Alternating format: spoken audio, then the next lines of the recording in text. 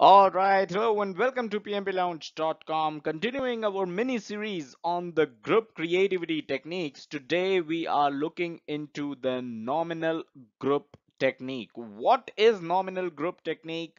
How is it different from the other group creativity techniques that we have looked into previously? That's the point of this video. Again, all the group creativity techniques that we have gone over will be available. The playlist for them will be available in the description below. So go over, check that playlist out, learn the different group creativity techniques, and you can definitely expect a question or two in the PMP exam from one of the group creativity techniques, right? So let's get started.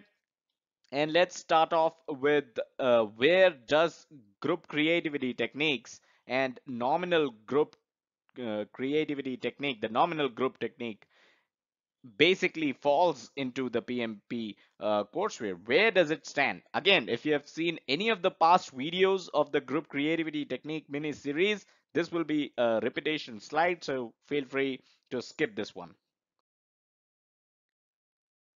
All right, so first up, we are talking about scope management knowledge area. That's the beginning, right? So group creativity techniques, all of this, they fall under the scope management knowledge area. And one of the processes of scope management knowledge area is collect requirements, right? So you might already know by now that there are different knowledge areas as part of the PMP courseware, and each knowledge area has certain processes. Now, collect requirements is one of the processes in the scope management knowledge area, and then there are tools and techniques in each processes. So group creativity techniques is one of the tools and technique of collect requirements process, right? And within group creativity techniques is where the nominal group technique falls in.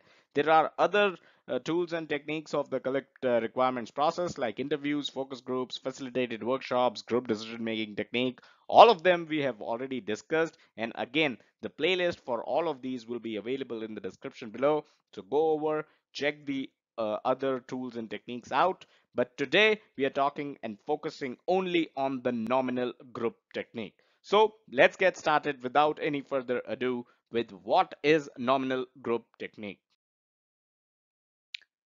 Now, although the name could be a bit confusing, but the nominal group technique is similar to brainstorming. So it's just like brainstorming, but the difference here is the fact that the group can actually vote on the ideas that they like.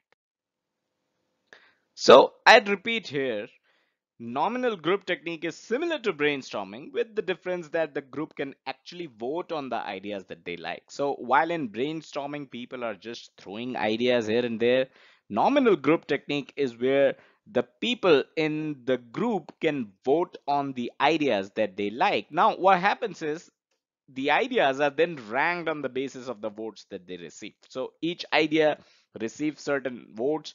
It's not, I mean, it's not mandatory that each idea will receive some votes, right? If the idea is really bad and it doesn't receive any vote, then that's how it is. So what happens is when every person in the group votes on certain ideas, the top ones are used for further discussions, while the bottom ones are basically scrapped off and they are, not discussed further and not taken ahead. So only the top ones are used to discuss further and are basically detailed and worked upon. So let's look at a picture which is going to help you understand how this entire nominal group technique thing works. So that's the picture I was talking about. So you can see voting by team member, and there is 8 points for first choice, 7 for second, 6 for third. So they need to vote on each idea. Whichever is their first choice, that is going to receive 8 points. Whichever is their second choice, that is going to receive 7 points. Whichever is the third choice is going to receive 6 points. Now, easy train. So these are basically all of these that you see here. These are certain solution options, right? So these are the options in the nominal group technique. And these are the folks in the group who have given their votes and points. So how many points do they give to each of the idea is the case, right? So webcast is a solution option for which Ray has given 8 points. That means it is his first choice.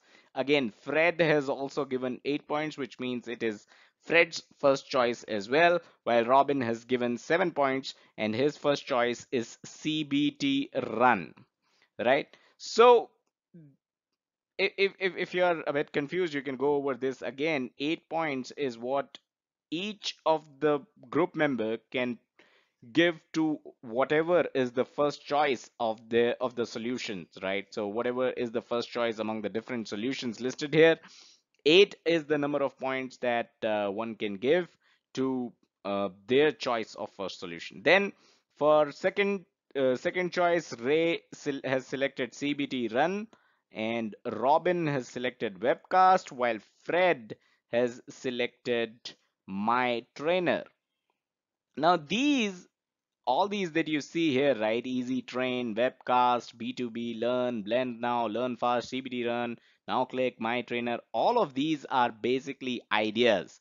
And the group is applying the nominal group technique on all these ideas, right? So what you do is once all of the three folks give their rankings to each of the ideas, right? Ray, Robin, and Fred, they give their rankings, they give their numbers to each of the ideas listed.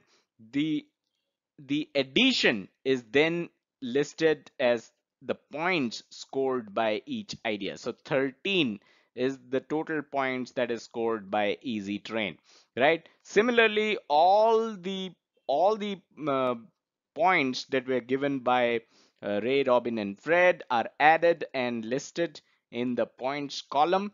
Based on the points that are received, the ranking is basically, they come up with the ranking. So the first rank goes to webcast, second rank goes to CBT run, and third rank goes to my trainer. And these are the three ideas which will be further discussed and further worked upon, and that is the entire crux of nominal group technique. That is how nominal group technique works. Everybody gives points to each of the ideas, and then the top three or top two or top 10 or how many the group wants, right?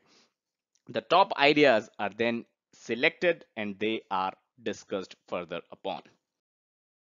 So that's pretty much it that we had in this video. Subscribe to this YouTube channel if you haven't done so already to check more videos like this one. We cover every single concept of PMP over here at PMP Lounge. Do check out the social media channels, facebook.com/PMP Lounge and twitter.com/PMP Lounge. And as always, do check out the website pmplounge.com, your number one free resource for PMP certification and project management industry information. Thank you.